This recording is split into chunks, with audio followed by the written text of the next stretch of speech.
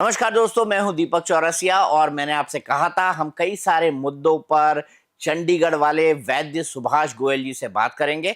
मेरे साथ इस वक्त सुभाष गोयल जी हैं, लेकिन मैं बता दूं कि आज मैं किस मुद्दे पर बात करने वाला हूं। मैं बात करने वाला हूं डिप्रेशन के ऊपर। भारत में 145 करोड़ लोग हैं, इसमें से ज्यादातर डिप्रेशन के शिकार हैं। कई समझ ही नहीं पाते कि उन्हें डिप्रेशन हुआ है। कई लोग जब तक इसको समझते हैं तब तक उनको कई सारी और बीमारियां जकड़ लेती हैं। डिप्रेशन से बचने के नुस्खे क्या हैं? क्योंकि चंडीगढ़ वाले वैद्य सुभाष गोयल जी आयुर्वेद के जादूगर हैं, नुस्खों के किंग हैं। इसी के बारे में उनसे बात करेंगे और साथ ही साथ समझेंगे कि डिप्रेशन क्या बेसिक कारण क्या है। डिप्रेशन यानी अवसाद। आपको याद होगा हमारे यहाँ की एक बहुत फेमस जो बॉलीवुड की सेलिब्रिटी है दीपिका पादुकोण, वो भी डिप्रेशन का शिकार हुई थी। उसके बाद उन्होंने एक फाउंडेशन शुरू किया जो डिप्रेशन से जूझ रहे लोगों की मदद करता है। और मैं आपको ये बता दूं, ये भारत के अंदर सबसे कॉमन बीमारी है। मैं दुनिया की बात नहीं कर रहा हूं, मैं भारत की बात कर रहा हूं, क्योंकि मेरे साथ हैं चंडीगढ़ वाले सुभाष गोयल साहब। सुभाष गोयल साहब, डिप्रेशन क्या कारण है इसका? अवसाद आपको समझ ही नहीं पड़ता, लेकिन ये बीमारी आपको इस तरह से जकड़ती है और इस तरह से आपका दिल दिमाग आपकी सेहत खराब करती है कि आप उठ ही नहीं पाते उससे। एक्चुअली ना दीपक जी, डिप्रेशन कब होता है? दो तीन वजह है इसकी। पहली वजह तो ये होती है कि हम किसी के ऊपर भरोसा करते हैं, वो हमारा भरोसा तोड़ देता है। तब इंसान अंदर ही अंदर वो डिप्रेशन में जाने लगता है कि यार मैंने उसके लिए ये किया, मैंने वो किया। वो किसी को बता भी नहीं सकता, खा ही जाता है उसको अंदर ही अंदर।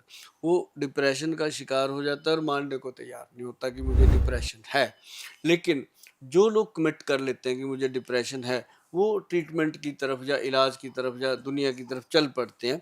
और इसके अंदर बहुत सारी ऐसी संस्थाएं हैं जो उनको काउंसलिंग करती हैं या जो उनको औषधियाँ देती हैं। लेकिन इसका सबसे ज़्यादा जो ठीक होने का चांस होता है, वो मैंने देखा है कि इस तरह के पेशेंट को अगर योगा, नेचुरोपैथी और आयुर्वेदिक सिस्टम से अगर जोड़ दिया जाए, तो वो डिप्रेशन से बाहर आ जाते हैं। अभी हमने 4-5 पेशेंट थे हमारे, बाहर के, फ़ॉरेन के थे।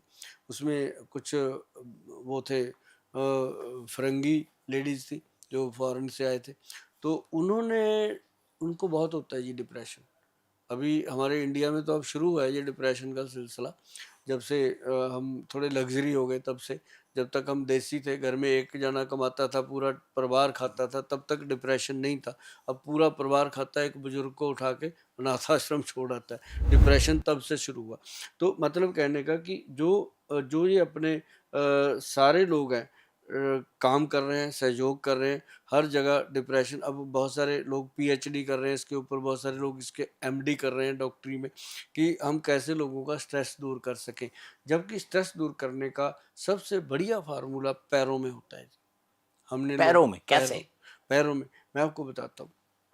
एक ना जी, पंपकिन सीड आता है, कद्दू के बीज का, कद्दू के बीज उसका का। तेल आता है। हाँ। एक आता है खरमाणी जो होती है, वो तेल आता है, एप्रिकॉट ऑयल। ये दोनों तेल जो है मिक्स करके, इनके अंदर तिल का तेल मिक्स करो, जो सीसम ऑयल होता है। तीनों को मिक्स, तिल का तेल होना चाहिए 200 ग्राम और ये दोनों होने चाहिए 50-50 ग्राम।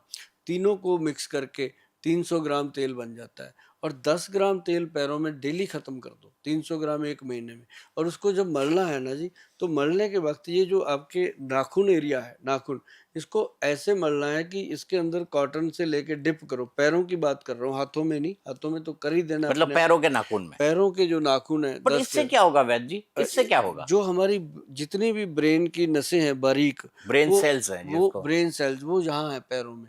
और जितने पॉइंट होते हैं पैरों में, ये नीचे का तलवा जो होता है। हमने एक बार एक पेशेंट को ब्रिक का सेक दिया जी, तेल मल के, रेड कलर की जो ईंट होती है भट्टे की, उसको तोड़ा, तोड़ के उसका छोटा टुकड़ा बिल्कुल आग की तरह तपा के पानी में डिप किया और टॉवल में रखा, गीले टॉवल में। तो टॉवल के अंदर स्टीम पैदा हो गई। वो तेल मला और स्टीम दिया। ये बिल्कुल नेचुरोपैथी का अलग सिस्टम है। और उसके साथ क्या हुआ कि वो पेशेंट को ऐसे लगने लगा कि मुझे यहाँ आने नहीं चाहिए था, मैं तो ठीक हूँ। तो मतलब ऐसी चीज़ों के ये पॉइंट जब खुलते हैं ना जी नर्व सिस्टम के, तो आदमी ठीक होने लगता है।